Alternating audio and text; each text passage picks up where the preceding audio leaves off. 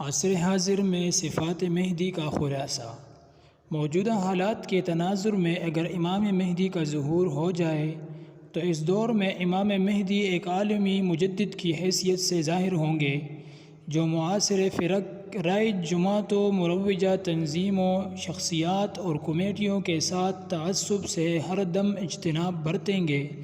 دور حاضر کے باطل نظریات، گمراہ کن افکار، اشتراکیت، قومیت، صوبائیت، لسانیت، جمہوریت اور دیگر دستوری، وضعی، قبائلی اور پارلیمنٹ وغیرہ کے فتنوں سے پاک خالص اسلامی نظام کو نافذ کرے گا۔ حضرت علی رضی اللہ عنہ سے روایت ہے کہ میں نے رسول اللہ صلی اللہ علیہ وسلم کو کہتے ہوئے سنا کہ مہدی ہمارے اہل بیت سے ہوگا جو مال دینے میں نہایت سخی اور مسکینوں پر رحم کرنے والا ہوگا۔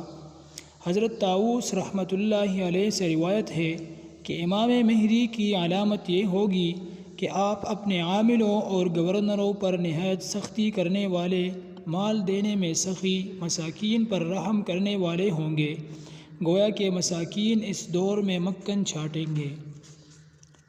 حضرت طاؤس رحمۃ اللہ علیہ سے ایک اور روایت ہے کہ جب مہدی تشریف لائیں گے تو نیکی کرنے والا مزید نیکی کرنے والا ہوگا اور برائی کرنے والا اپنی برائی سے توبہ کرے گا، اور امام مہدی مال کو سخاوت سے خرچ کرے گا، اپنے عمال اور وزراء پر سخت کرنے والا یعنی سختی کرنے والا اور مساکین کے ساتھ نرمی برتنے والا ہوگا۔ حضرت ابو ہریرہ رضی اللہ عنہ سے روایت ہے کہ مجھے میرے خلیل صلی اللہ علیہ وسلم نے فرمایا کہ قیامت اس وقت تک قائم نہ ہوگی جب تک میرے اہل بیت میں سے ایک آدمی نہ نکلے جو لوگوں کو مار مار کر حق کی طرف ہنکا کر نہ لے جائے۔ میں نے پوچھا کہ اس کی حکومت کتنی مدت کے لیے ہوگی؟ جواب دیا کہ 5 اور 2۔ میں نے پوچھا کہ 5 اور 2 سے کیا مراد ہے؟ جواب دیا مجھے یہ معلوم نہیں۔